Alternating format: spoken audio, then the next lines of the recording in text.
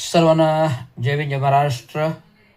S Raviraj Ravindra Chango Shinde यांचं विनम्र प्रतिपादन आहे की खाटण रोड महात्मा फुले नगर येथे 1981 पासून स्थित स्थापन झालेली बौद्ध धम्मचक्र प्रवर्तन समिती नावाची संस्था, जी दिवंगत कामगार नेते चांगो शिंदे यांनी त्या काळी स्थापित केली. 1981 मध्ये सर्व आपल्या धर्मीय समाजाला बरोबर घेऊन ही संस्था घडविली आणि 1981 पासून धुरंधर या संस्थेचा कारभार सामाजिकदृष्ट्या,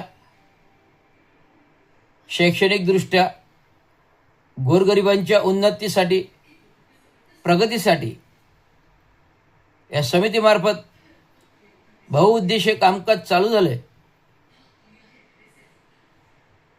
या बौद्ध धम्मचक्र प्रवर्तन समितीने स्थापित केलेलं बौद्ध विहार 1982 मध्ये स्थित उभं राहिलं, घडलं, उद्घाटन झालं दसऱ्याच्या दिवशी.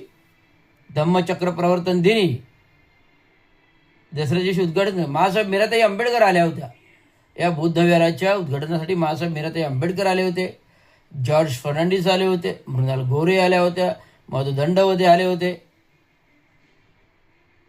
बाबा आढावा आले होते, बाई वैद्य आले होते, बाळासाहेब दंडवते आले होते. अनेक थोर राष्ट्रीय मंडळी या बौद्ध धम्मचक्र प्रवर्तन समितीच्या बौद्ध विहाराच्या उद्घाटन कार्यक्रमासाठी आली होती. ते अशा प्रकारचं हे बौद्ध विहार ठाणे जिल्ह्यातील भूषण होतं. तर ठाणे जिल्ह्यातील नव्हे तर पूर्ण महाराष्ट्रातील भूषण होतं असं हे बुद्ध विहार. या बुद्ध विहारामध्ये अनेक शैक्षणिक उपक्रम, अनेक सांस्कृतिक कार्यक्रम, अनेक खेळाडूपण, जिम होतं, लायब्ररी होती, क्लासेस चालायचे. ज्यावेळेस दिवंगत कामगार नेते चांगो शिंदे हे जिवंत होते, त्यांचं दुर्दैवी निधन, आता दुर्दैवी निधन, हे धुरंधरप्रमाणे हे बौद्ध धर्म चालू असताना त्याचं दुर्दैवी निधन 6 डिसेंबर 2012 रोजी झालं. त्याने अनेक संघटना स्थापन केल्या. महाराष्ट्र म्युनिसिपल कर्मचारी युनियन हे स्वतःचे संघटन, तत्पूर्वी म्युनिसिपल मजदूर युनियन, नंतर म्युनिसिपल लेबर युनियन, अशा अनेक संघटनात्मक काम करताना समता युवा दल हे संघटन हे आपल्या चाळीतून घरातून घडवलं. त्यात संजय मंगळा गोपाळ जे पूर्वश्रमीचे, संजय पंडित व्हीजीटीआय प्राध्यापक संजय पंडित पूर्वाश्रमीचे, आत्ताचे संजय मंगळा गोपाळ यांनी आम्ही मिळून समता युवा दल, राष्ट्रीय युवा दल, सेवा दल असे अनेक दल स्थापन करून सामाजिक काम करत आलो. ते आजतागायत करतोय. अशा प्रकारे भट ब्राह्मण लोक त्या काळी बांदोडकर कॉलेजमध्ये शिक्षणासाठी आली का खाट रोडमध्ये स्थित चांगो शिंद्यांच्या घरी यायची, चाय पाणी व्हायचा, विविध शैक्षणिक कार्यक्रम उपक्रम राबवले जायचे, बालवाड्या घडवल्या त्या काळी. असे उपक्रम या बौद्ध धम्मचक्र प्रवर्तन समितीच्या प्लॅटफॉर्मवर चालू होते आणि चालू राहिले आणि चालू होत आले आणि करत आलो. आणि धुरंधर अशा जयंत्या, डॉक्टर बाबासाहेब आंबेडकर यांच्या जयंत्या होत. तर अशा प्रकारे उपक्रम चालू होते बौद्ध धम्मचक्र प्रवर्तन समितीचे. त्या काळी 85च्या दशकात काही भाग बौद्ध विहार सोडून काही भाग हा तोडला गेला, कारण त्याच्यामध्ये काही भाडेकरू व्यापारीकरण करत असताना त्याच्यामुळे तो स्थित त्यावेळेच्या महानगरपालिकेने तोडला होता. बुद्ध विहाराच्या तोडल्यानंतर जो काही वादविवाद चालू झाला, त्या वादविवाद अंतर्गत बौद्ध विहार संस्थाचं बौद्ध विहार हे बंद पडलं. न्यायप्रविष्ट झालं, धर्मादाय आयुक्ताकडे केस लागली त्या काळी, आणि नंतर 10 वर्षांनी ते बौद्ध विहार केस चांगो शिंदे जिंकले आणि चांगू शिंदे जिंकल्यानंतर बौद्ध विहार उघडलं तर धुरंधर अवस्था झाली होती, धोकादायक झालं होतं.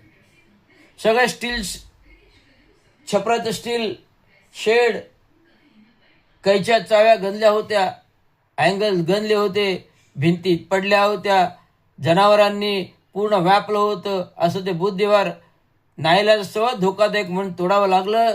आणि 2005-06 मध्ये जेव्हा अधिकृत बौद्ध विहार जागा शासन मान्यता प्राप्त चांगू शिंद्यांना ट्रस्टी म्हणून मिळाली, अध्यक्ष म्हणून, तेव्हा चांगू शिंद्याने ते संपूर्ण धोकादायक बुद्ध विहार तोडलं आणि नवीन बुद्ध विहारासाठी उद्घाटन केलं, नवीन इमारतीसाठी उद्घाटन केलं.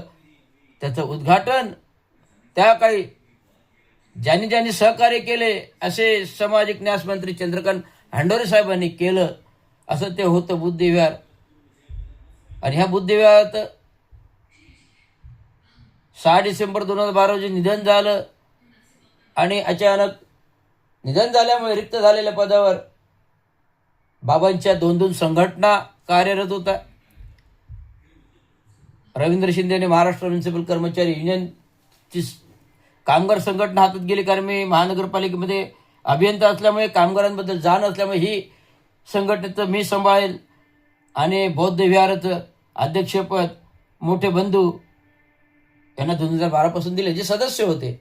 आणि रवींद्र शिंदे त्या काही 25 वर्ष कोषाध्यक्ष म्हणून काम करत होते आणि आज मी ते 40 वर्ष काम करत आहे. हा अशा प्रकारचा बौद्ध धम्मचक्र प्रवर्तनचा इतिहास आहे. मी तुमच्यासमोर का सांगतोय, कारण घटना अशी घडलेली आहे की आमचे सख्खे बंधू जे मोठे बंधू यांना 25 डिसेंबर 2012 रोजी प्रभारी अध्यक्षपद दिलं, परंतु कोणी तरी अघोषित संस्थेवर अधिकार सामन्यासाठी दावा दाखल केला. प्रभाकर शिंदेच्या चेंज रिपोर्टला चॅलेंज केलं आणि हे चेंज रिपोर्ट चॅलेंज केल्यामुळे तो दावा आज मी ते 2026 पर्यंत मार्च चालू होता, तो लागला निकाल. आत्ता 2012-26 म्हणजे 14 वर्षांनी आज तो निकाल आला. पहिला निकाल झाला case number 209 2012 change report 29 May 2025 आला. आणि या चेंज रिपोर्टमध्ये डिफेक्टेड कमिटी प्रभाकर चांगू शिंदे यांना रिजेक्ट केलं. आता 25 मध्ये मेच्या 29 मे 2025 मध्ये तरी देखील आपला दावा कायम ठेवण्यासाठीचा प्रयत्न होता. तो प्रयत्न असलेला शेवटचा निकाली मार्च 26 मध्ये लागला. या धुरंधर दोन्ही निकालामध्ये प्रभाकर शिंदेने रिजेक्ट करून टाकलं, डिफॉल्ट कमिटी म्हणून रिजेक्टेड करून टाकलं. आणि अधिकृत कमिटी 1985ची ज्या कमिटीवर रवींद्र शिंदे कोषाध्यक्ष आहेत, ट्रस्टी आहेत, त्यांना अधिकृत अधिकार बहाल झाले. तर अशा प्रकारचा हा इतिहास आहे.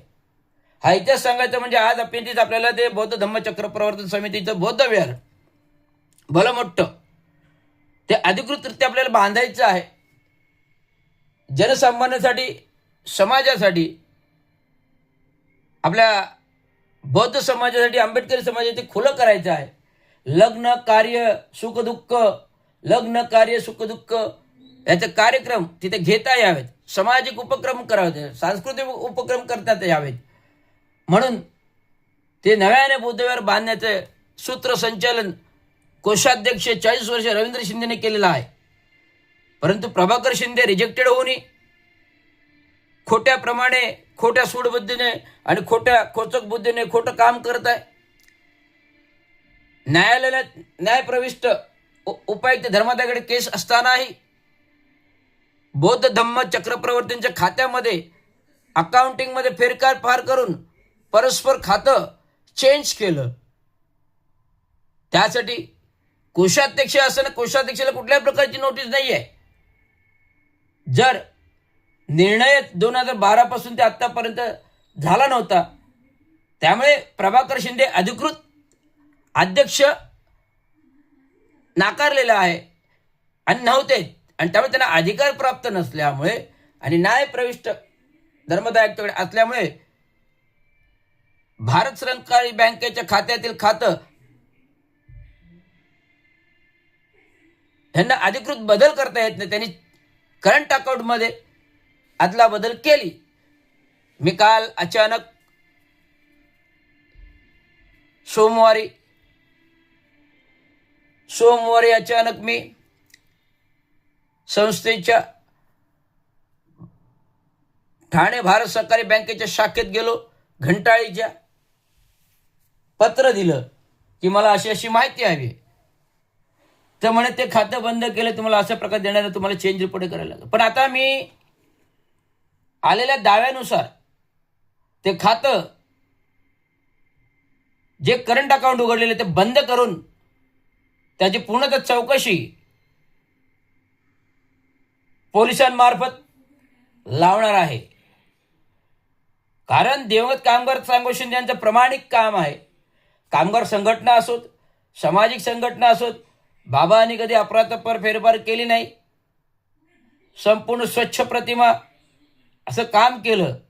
पण प्रभाकर शिंदे नावाची हस्ती जी ठाणे महानगरपालिकेतील कराचे पैसे अपहार करते आणि चांगो शिंदे होते म्हणून त्यांना वाचवलं.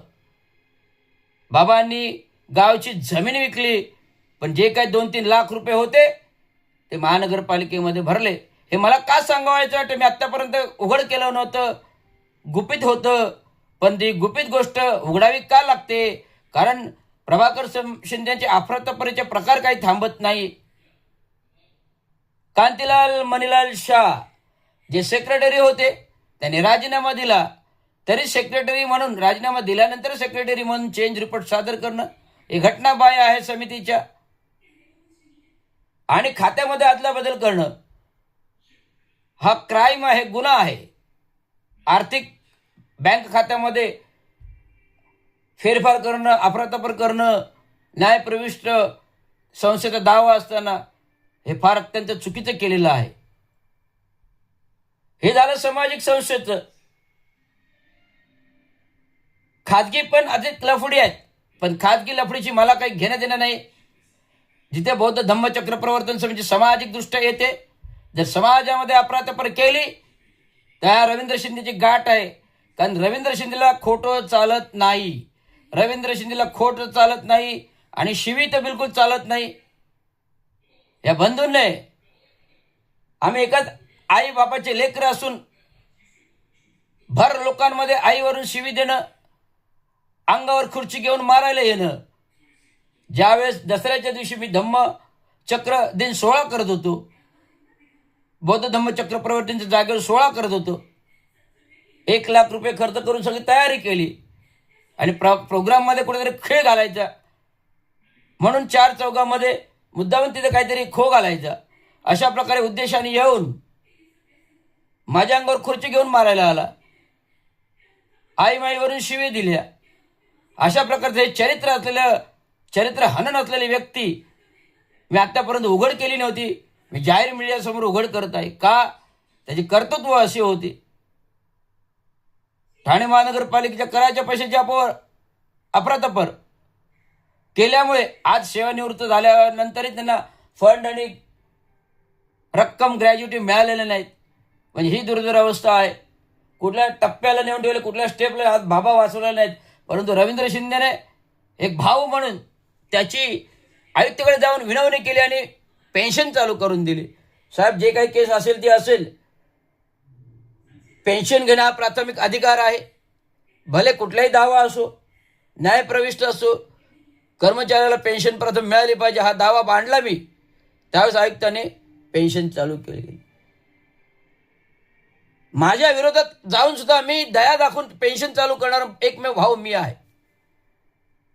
खाजगी प्रकरणं अनेक आहेत, परंतु तुम्ही खाजगी प्रश्नांची मला घेणं देणे, म्हणून मला एवढंच सांगायचं आहे की बौद्ध धम्मचक्रवर्ती एवढ्या वर्षाच्या खात्यामध्ये कोणी फेरफार अफरातफर केली नव्हती. मी कोषाध्यक्ष असूनही मी खातं कधी बघायला गेलो नाही.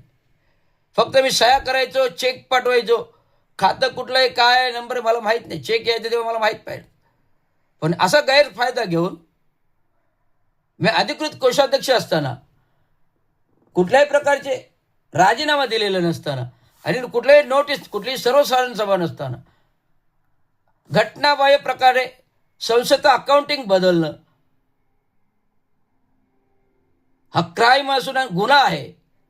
म्हणून मी ह्या नियंत्रणासाठी मला नाईलाजास्तव मोठ्या